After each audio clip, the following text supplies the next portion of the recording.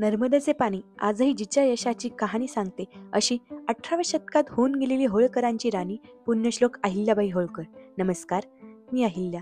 अहिल्याच्या डायरीमध्ये आपणा सर्वांचे मनापासून स्वागत करते. 18व्या शतकात जिथे शिक्षण फक्त मुलांसाठी सीमित होते, तेथे मानकोजी शिंदे यांनी आपल्या मुलीला शिकवले. पुढे सुभेदार मल्हारराव होळकर यांनी अहिल्याबाईंना आपल्या घराण्याची सून बनवले व होळकर घराण्याची सून बनून त्यांना इंदोर येथे वास्तव्यास नेले.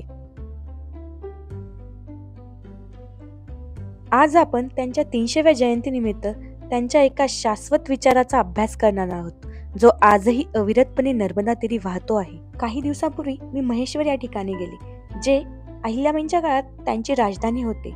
तेथे मी काही विणकरांशी भेटले. त्यांनी मला सांगितलं की त्यांच्या पूर्वजांना अहिल्याबाईंनी तेथे साड्या बनवण्यासाठी जागा दिली होती आणि ती साडी म्हणजे महेश्वरी साडी, जी आज जगप्रसिद्ध आहे, जी सिल्क व कॉटनचा वापर करून बनवली जाते. पुढे कुतूहलापोटी मी थोडा अभ्यास केला, तेव्हा मला इतिहासात असे समजले की अहिल्याबाईंनी मांडू या ठिकाणावरून विणकर बोलून महेश्वर येथे प्रशिक्षण दिले होते.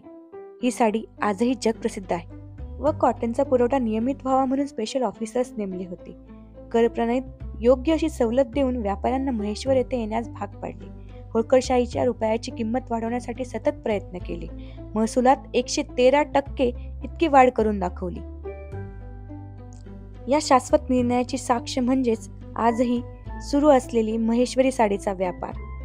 थोडंसं थांबून पाहिलं की आपल्या मातीत खूप सारी प्रेरणा मिळते. पुण्यश्लोक अहिल्याबाई होळकर यांच्या स्मृतीस अभिवादन करते. अशाच नवनवीन प्रेरणा मिळवण्यासाठी अहिल्याज डायरी या चॅनलला सबस्क्राईब करा. भेटत राहू, बोलत राहू.